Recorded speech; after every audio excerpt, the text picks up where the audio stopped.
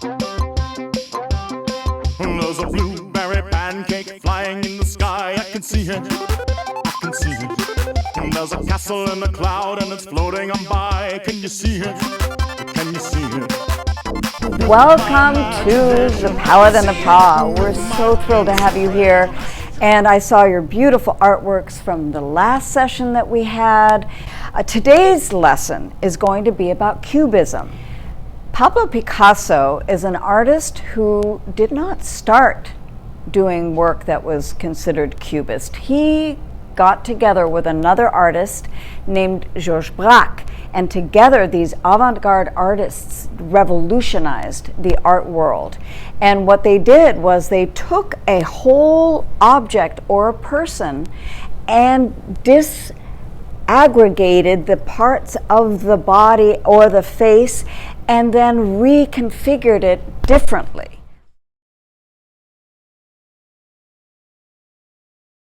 So we can look at an example, a very famous example of Pablo Picasso's, which is the Weeping Woman.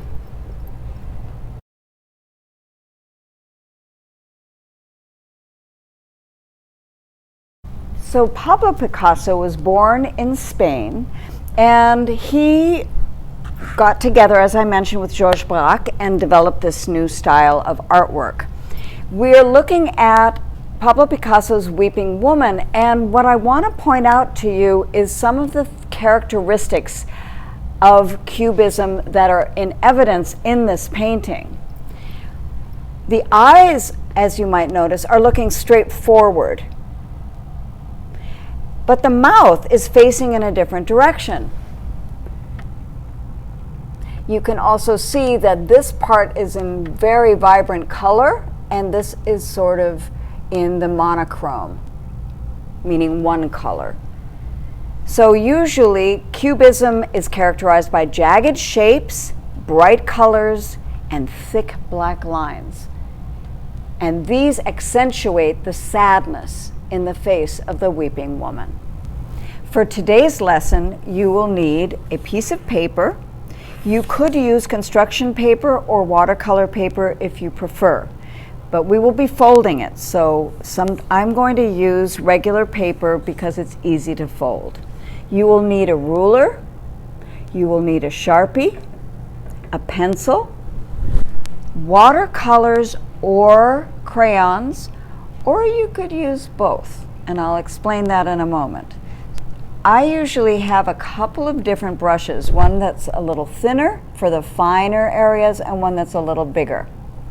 And I always have paper towels so that I can dry my paint brushes on them first, and that helps me not smudge colors. Everybody will have access to these pages that have parts of a face.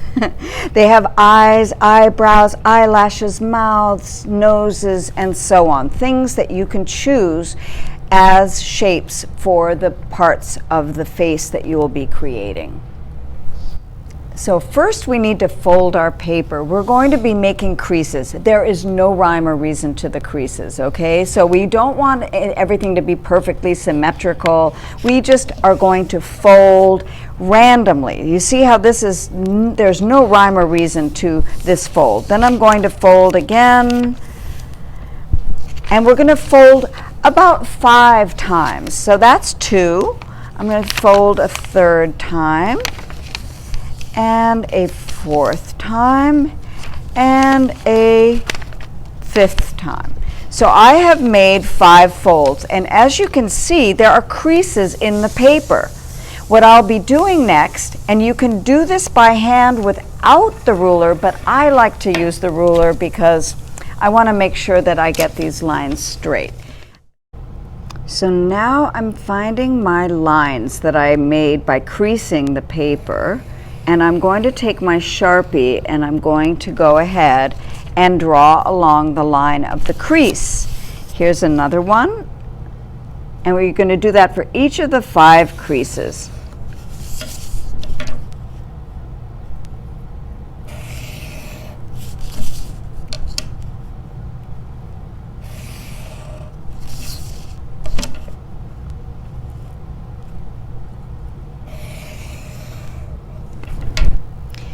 So now I'm ready to actually create my face, believe it or not.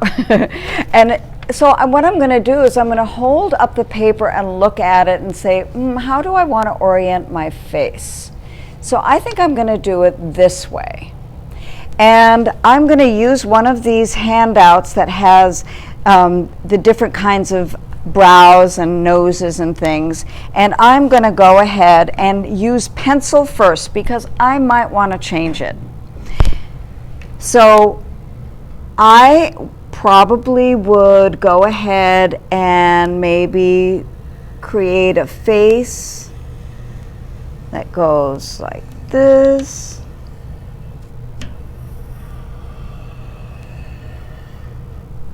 To make an oval.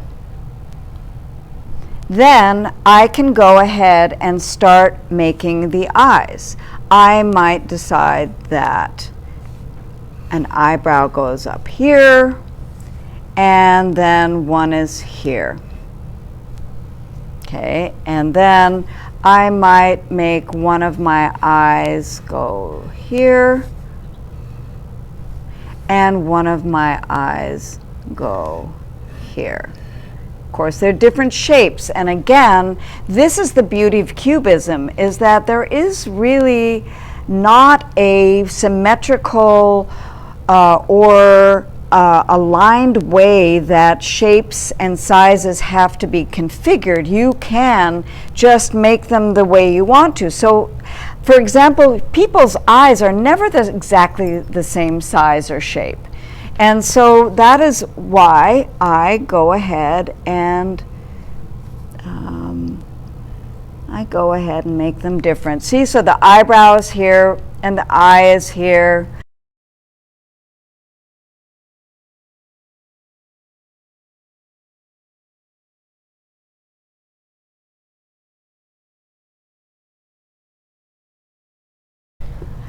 You might want to do eyelashes on one eye and not on the other. You might want to make your eyebrows thicker. You can do that. But I do this in pencil so that I can change my mind if I want to. And the outside of the face. Definitely want to outline that. Because as we saw in the Weeping Woman, there are a lot of thick black lines. And those thick black lines help us to see the differentiation between the other parts of the painting. I'm going to color this in for the pupil. Okay, now we can do some coloring. All right, we are here at the color station, and what we're going to do is we're going to take the outline that we've made and we're going to be putting color into it. And when we choose our colors, we want to make sure we use what we call complementary colors. Complementary colors are colors that are opposite one another in the color wheel. So as you can see, on the opposite of blue is orange, and so on, red and green. So we're going to use complementary colors to show contrast. So I'm going to use both crayons and watercolors because I love the effect of the crayons pushing away the watercolor. And so I'm going to start with crayon. I'm going to use a light green first. And I'm going to make outlines with the crayon. Now I can just color it in if I want to, but I'm just going to make outlines with the crayon so that I can go ahead and do watercolor inside. So I'm also going to do the outline of the lips, the same color. But the color that is going to be around the lips and around the eyes is not going to be green. It is going to be some shade of red to give contrast. So what I put inside of the eyebrows and inside of the lips might be a different color. I am outlining these things with crayon because I'm going to be using watercolor inside of all of the places where I've outlined with crayon. And these give kind of like boundaries that help us to not mix the watercolors. So if you're doing this style, you are going to get such a beautiful result when you start to paint. So last little finishing touches here, and we shall start painting. And I love using watercolors. Watercolors are my favorite kind of art medium. So here are the crayon outlines.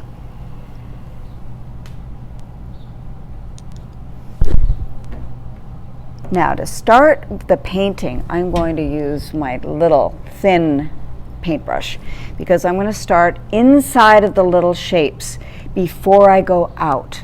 It's much easier to start small and go out rather than the other way around, so that you don't have the bleeding happening between the colors. So now I'm going to think of complementary colors. What is opposite blue? It's orange. So I'm going to choose orange.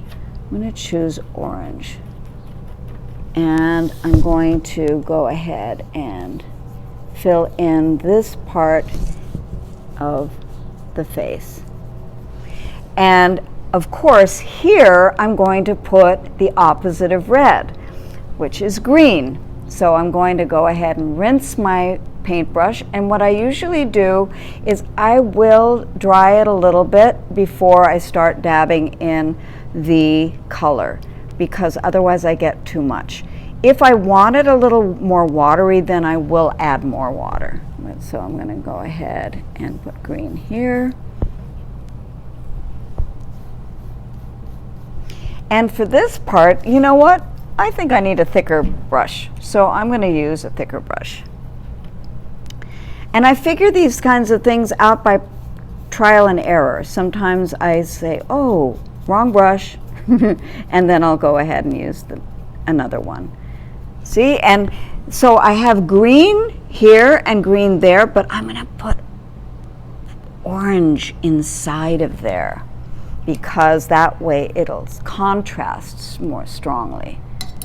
Okay, so I'll put orange here.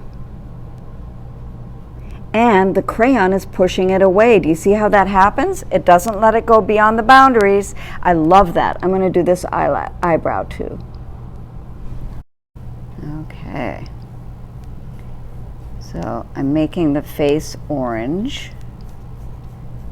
And you see how it contrasts with the outlines that I have of the crayon. And again, the nice thing is watercolor is very forgiving, so that even if you do different brush strokes, it's not going to make a big difference the way it does with acrylic paint. Acrylic paint is really a little more complex.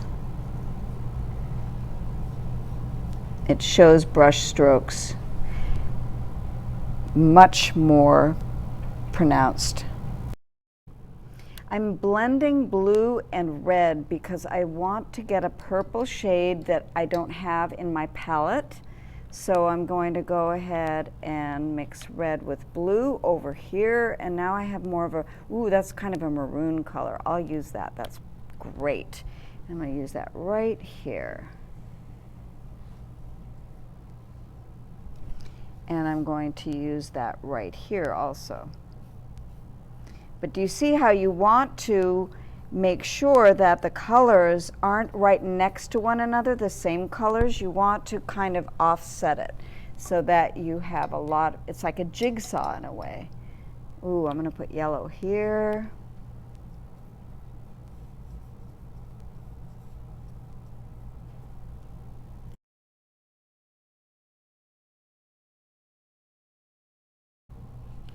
Okay, so I'm finishing up. I leave no white space. I want all of the white space to be filled with color. So now I'm going to put yellow as my final color. And we have everything filled except the little eye whites of the eyes, and I figure that's okay to leave it that way. Whoop, there's another spot I missed. You want to make sure that you fill it with color. And look at how the different colors contrast one another. Now, in some parts it doesn't, but we have the boundaries, we have those thick lines that are a critical part of Cubism. So finally, I want to address this pooling of water here. If you happen to have this kind of paper that you're using, you'll want to take a paintbrush and you'll want to dry it out. If you use paper towel directly on your painting, you could cause an effect that you don't like very much. So I am basically soaking up this paint. I'm going like this, soaking it up. Thank you so much for joining me for the Palette and the Paw today with our Cubist adventure. And I just wanted to remind you that Cubism is characterized by fragmenting objects and people to create a new whole with multiple viewpoints. And so that's what we've created. We've created a new face with multiple viewpoints. Pablo Picasso once said, and I'm paraphrasing, "Children are born artists. They just have to remember that when they grow up." Thanks for being here. With my